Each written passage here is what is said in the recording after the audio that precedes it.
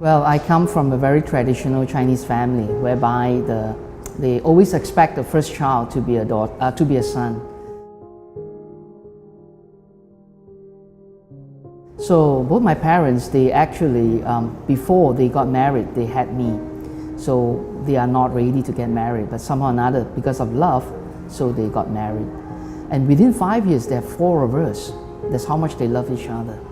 So being the eldest in my family, they were expecting to be a son, but oops, came out it's a daughter. And my parents always tell me this, that you're the eldest, you're the big cheche, so you need to take care of all your siblings. You need to be a good role model for them. And I grew up with this piece of white paper that's been imprinted in me, that I need to do well, I need to be good. So I have an equation that good equals to being loved and love equals to being good. And this equation followed me even till I grew up to be an adult. So one day when I was about 5 or 6 years old, my parents, my dad came home one day and ended up, both of them were having a heated argument. And I didn't know what was that. I thought that I did something wrong.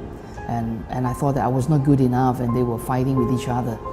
And then I realized that it was because my dad gambles and he lost all the money. And since that day onwards, my mom could not trust my father anymore. So what happened was my mom and we had a very unhealthy relationship. Being the eldest in the family, my mom began to share everything with me.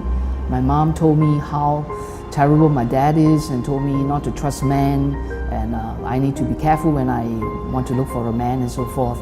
So I grew up with that. I grew up with this feeling that I need to protect her, because when my mom cried, I would just pacify her, I would just comfort her, and would just tell her, Mom, I'll take care of you, I'll protect you. But it's not supposed to be that way. I was only about 5 or 6, I was so young. So my piece of white paper is being imprinted, which is also very much my belief system, is that I need to be a protector, to protect my family, to protect my mom. So my relationship with my mom is very weird. It's a love-hate relationship. I love her because she's my mom, but I hated her because she's never treated me as a daughter. She took me as a surrogate husband. So it was also around the same time, about 5 or 6 years old, I was playing with my neighbor. And this neighbor was asking me, hey Tryphena, you just lie down. And I lay down, and what happened next was she laid on top of me and she kissed me and she touched me at places that she's not supposed to touch. So little did I know that that was actually sexual violation or sexual harassment. And this whole incident created in me a shame, because I dare not tell my mom, I dare not tell my dad. I needed to be good, I needed to be loved, I wanted to be loved. So I kept it very secretly. But the whole incident has changed the way I look at love. I thought that my friend loves me, so she touched me. So touch equals to love and love equals to touch. So I grew up with this wrong belief system. And then of course I went to primary school, just like any other girls, but because I was born a very chubby baby, I was born quite big. And so when I was in primary school, I had to always stand at the back, and I remember the girls in my school, they loved to go to the toilet during classes, and they would always say, Tryphena, can you follow us to the toilet? I say, why? Why do I need to follow you? And they say, because we are very scared. Honestly, I'm just as scared as they are. But in order that I wanted to be loved, I wanted to be accepted, I just followed, and I became like a protector. Again, that confused my whole identity. I wanted to be protected, I wanted to be loved, I wanted to be affirmed. And we enjoyed playing games, and each time when we play all sorts of games, like family games, and but I never get a chance to be the princess, I never get a chance to be the queen. I always get a chance to be the bodyguard, because I was meant to be a protector. And that really confused the way I grew up. And of course I went to secondary school, and that was a time when I came to know Jesus. But then again, it was just knowing Him in the head and not having a relationship with Him. I wanted to do good to please Jesus. I wanted to do good so that He can love me, because that was the whole belief system that I grew up with.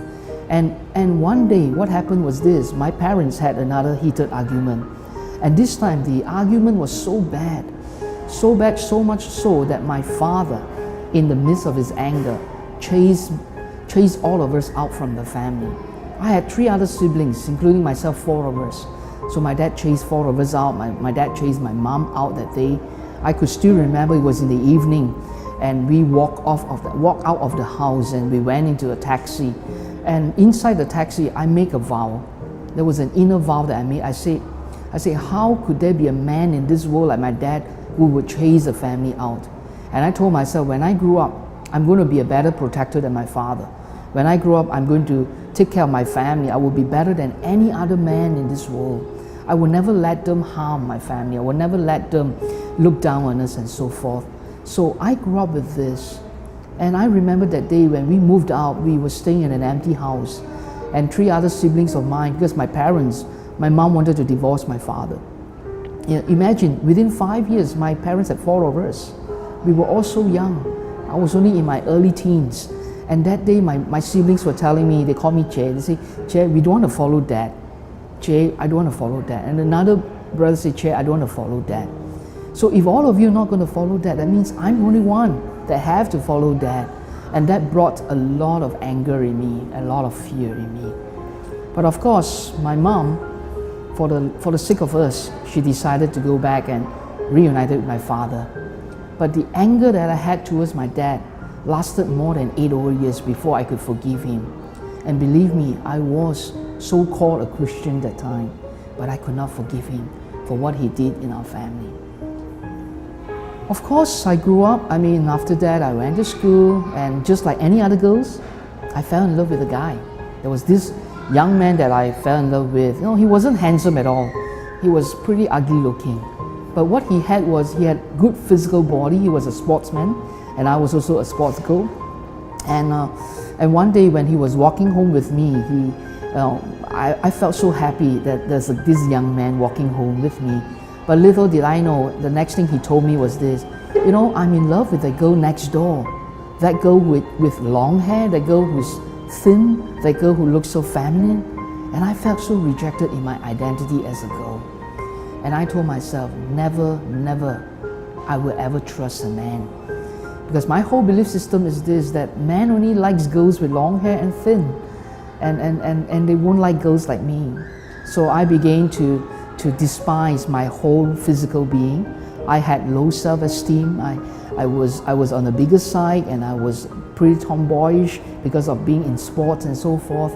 And I didn't know what it means to be a girl, because all the while I grew up being a protector. Of course, I completed my secondary school, and I had a very noble profession. I went to be trained as a professional teacher, and I was sent to teach in a very far away place. And what happened was, I had to face with loneliness. I didn't know how to cope, because I didn't know that the God that I choose to believe in could be my friend, and He loves me. I didn't understand that, because all I knew was a head knowledge, and I didn't have a relationship with Him. So when I was teaching, it was then that I felt lonely, and I began to be attached with some people. And of course, we started very unhealthy emotional dependency. I needed them to make me feel that I'm worthy. I needed them to make me feel that I'm good and I'm being loved. And little did I know that bit by bit, because of my exposure to pornography when I was a teenager, that changes my whole mindset of what sex is and what being touched is. So when I was in my teaching profession, I met with somebody, and this person began to sexually violated me. But this time I did not feel ashamed. In fact, I felt that, hey, it is something that I'm enjoying, it's pleasurable, but those are just temporary. Because each time after doing that, I felt so filthy and dirty.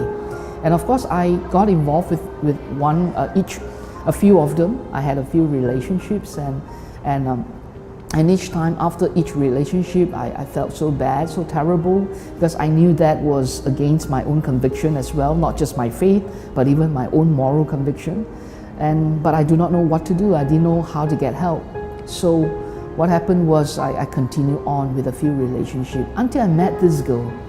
And it was during this time that I had a heart to serve God, and I wanted to serve Him. And I went to a seminary. And it was then that I met somebody. And then after that, We both knew that this was not what God's desire, but we didn't know how to come out. So one day she decided to leave me for someone else, and that was the most devastating time in my life because I felt so shattered. I felt like there is no more meaning in life because how could I serve God and at the same time living a double life? So what I did was I wanted to commit suicide. I felt that was the best way because the pain was just too intense for me. So I took up the car key and I wanted to drive out. But little did I know that the moment I tried to step out, I was frozen for more than an hour. I couldn't move. My leg just could not move. And it was until I say, God, you win, and then my leg was able to move. That was the longest night in my life. So the next day, I called up a couple who is pastor. And I took up a lot of courage because I was already a pastor myself at that time. And I told them, I said, Pastor Mike, I'm a lesbian. And I started to cry. And he looked at me and he told me this, Tryphena, Jesus loves you. I couldn't believe it. I said, how could Jesus love somebody who is so filthy? How could Jesus love somebody who doesn't even love herself? And I messed up my life. If it's not the grace of God, I'm sure I would have HIV. If it's not the grace of God, I would have STD and so forth. But Jesus loved someone who is so filthy and dirty like me. And that day was a turning point in my life. I went to get support, I went to get help. I left the ministry within 24 hours. My greatest regret was I hurt the church and the people who loved me very much. So I went for help. I had to unlearn and relearn the things that I know about God, about myself. I had to go and search, who am I? I didn't know that I am a child of God. And I didn't know that Jesus loves me so much. So I left the ministry, and I had people who walked with me. I had counselors who journeyed with me, and I had people who loved me enough to walk with me in spite and despite of my mess.